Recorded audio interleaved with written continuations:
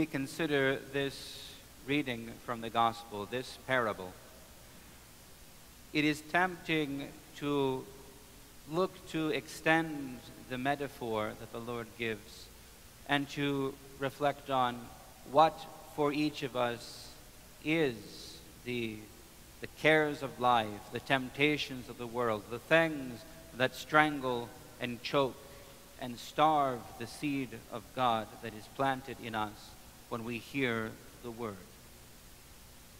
But I think there is a more fundamental point that we ought to reflect on today. And that is the question of what our lives are intended to be at our creation. Because whether the seed falls on the hard ground of the path, on the rocks, amongst the thorns, or on the good ground, the universal point is that the seed falls. We are each called and created to be plants in the vineyard of the Lord. His word is given to us. We are called by his name.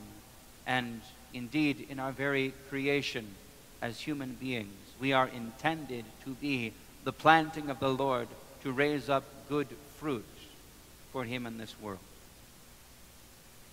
And because we have been talking the last several weeks, but indeed the priests have been talking with the lay people of the church, not for a year or a decade or even a century, but for many centuries. Let us reflect on what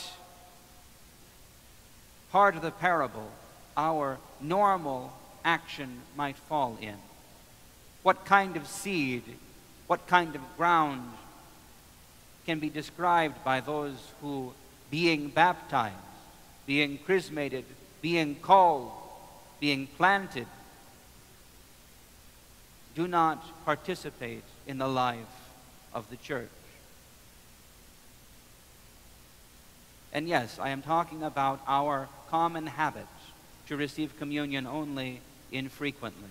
Now, this is not to say, before we consider this is not to say that it is impossible to be pious and faithful. It is not to say that it is impossible to indeed become a saint while receiving communion infrequently.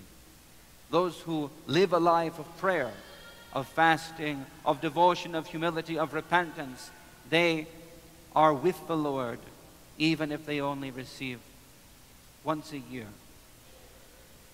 But what manner of life is established in us when this becomes habit?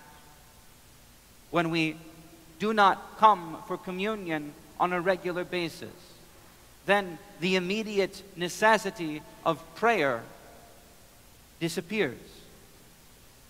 We know that if we are receiving communion, we ought to prepare with regular prayer. But when we are not receiving, it is easier for us to say, I don't need to pray today. I'm not going to receive communion anyway. Why bother? When we are not receiving communion every Sunday, as was the ancient norm for the church, what cause to fast?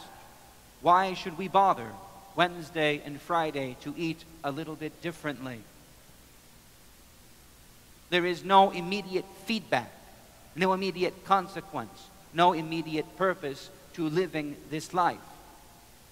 And therefore we see indeed that amongst the body of the church, not just here, not just now, the regular, normal prayer and fasting falls by the wayside.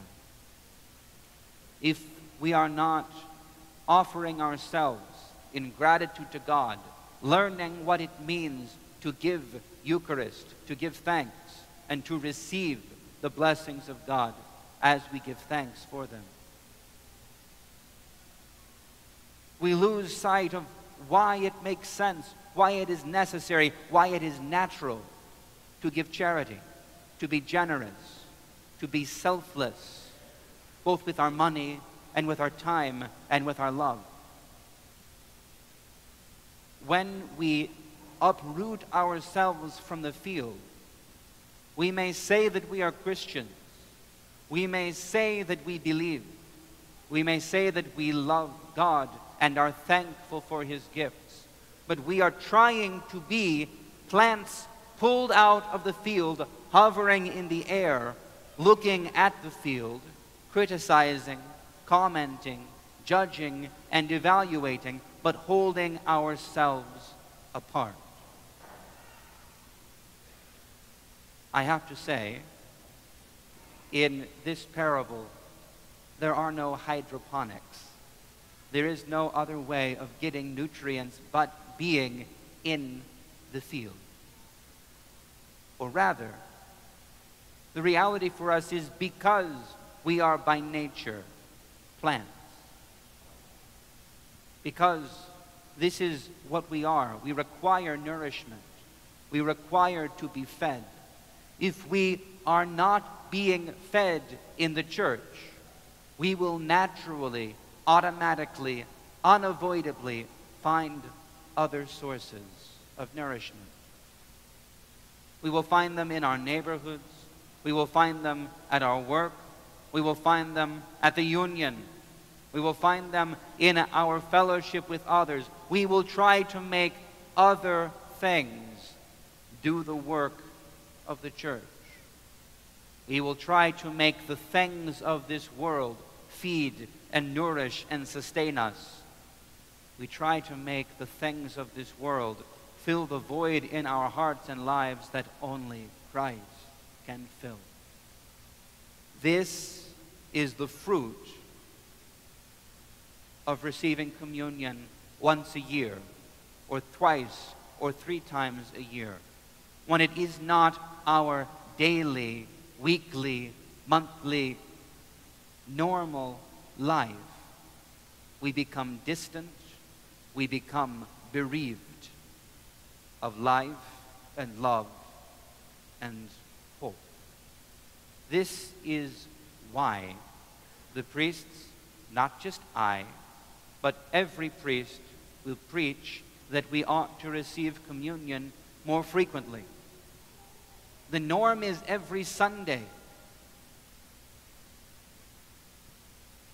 Because then every week of our lives is characterized by, on the one hand, the strength of the Lord given to us to sustain us on the first Sunday, and on the other, by preparing to receive once again. Is characterized by receiving the gift of God to us and making our entire life an offering to Him and to those around us of love and grace. This is why, when we consider the field and the sower today, we must understand the fundamental point. It does not matter so much whether for us the seed has fallen on the hard ground, on the rock, or amongst thorns. Because in our minds, in our assumptions, in our beliefs about what is right about how to live our lives as Orthodox Christians, we are not even trying to grow in the field. We hold ourselves apart. We believe that because in our minds we are Orthodox, because we were baptized, because we are Greek, we are in the field. But if we are not sinking deep roots into that soil, if we are not reaching our leaves up to the light of the Son of God,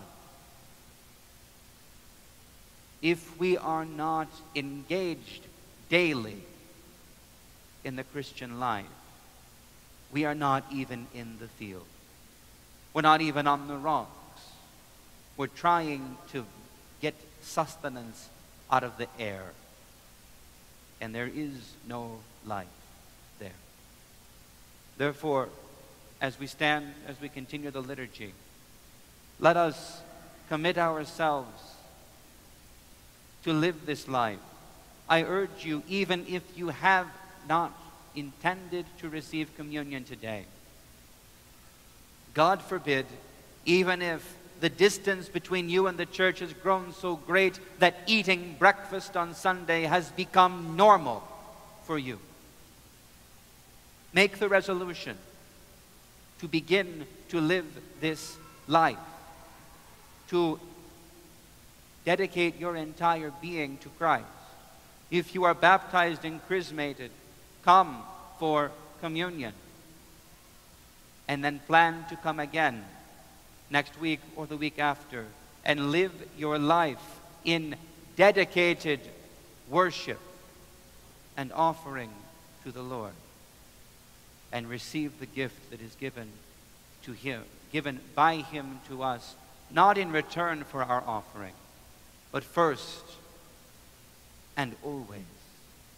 The Lord gives Himself to us, and He calls us to thanksgiving, to receive Him, and to offer our lives to Him. Please stand. We will continue the divine liturgy.